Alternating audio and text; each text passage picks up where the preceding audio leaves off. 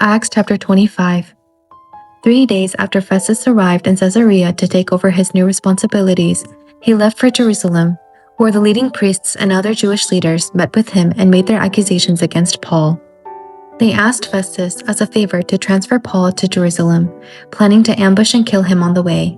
But Festus replied that Paul was at Caesarea and he himself would be returning there soon, so he said, "Those of you in authority can return with me.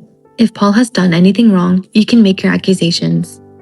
About 8 or 10 days later, Festus returned to Caesarea, and on the following day he took his seat in court and ordered that Paul be brought in. When Paul arrived, the Jewish leaders from Jerusalem gathered around and made many serious accusations they couldn't prove. Paul denied the charges. "I am not guilty of any crime against the Jewish laws or the temple or the Roman government," he said. Then Festus, wanting to please the Jews, asked him, "Are you willing to go to Jerusalem and stand trial before me there?" But Paul replied, "No, this is the official Roman court, so I ought to be tried right here. You know very well I am not guilty of harming the Jews. If I have done something worthy of death, I don't refuse to die. But if I am innocent, no one has a right to turn me over to these men to kill me. I appeal to Caesar." Festus conferred with his advisors and then replied, "Very well, you have appealed to Caesar, and to Caesar you will go." A few days later, King Agrippa arrived with his sister, Bernice, to pay their respects to Festus. During their stay of several days, Festus discussed Paul's case with the king. "There is a prisoner here," he told him, "whose case was left for me by Felix. When I was in Jerusalem, the leading priests and Jewish elders pressed charges against him and asked me to condemn him. I pointed out to them that Roman law does not convict people without a trial.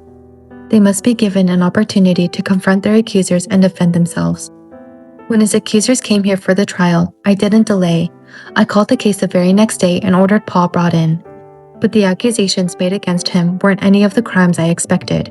Instead, it was something about their religion and a dead man named Jesus who Paul insists is alive.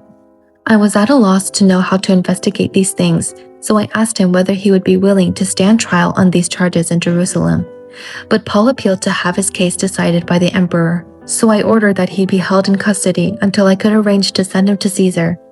I'd like to hear the man myself," Agrippa said, and Festus replied, "You will, tomorrow." So the next day, Agrippa and Bernice arrived at the auditorium with great pomp, accompanied by military officers and prominent men of the city. Festus ordered that Paul be brought in. Then Festus said, "King Agrippa and all who are here, this is the man whose death is demanded by all the Jews, both here and in Jerusalem. But in my opinion, he has done nothing deserving death. However, since he has appealed his case to the emperor, I have decided to send him to Rome. But what shall I write the emperor? For there is no clear charge against him. So I have brought him here before all of you, and especially you, King Agrippa, so that after we examine him, I might have something to write. For it makes no sense to send a prisoner to the emperor without specifying the charges against him." Amen. This chapter records the series of trials the Apostle Paul undergoes in Caesarea. He is accused by the Jewish leaders, and Governor Festus takes charge of the case. Realizing he cannot receive a fair trial, Paul appeals to the Roman emperor. As a result, preparations are made to send him to Rome. Why did the high priest and some of the prominent Jews request Governor Festus to have Paul sent to Jerusalem? The answer is, planning to ambush and kill him on the way, verse 3.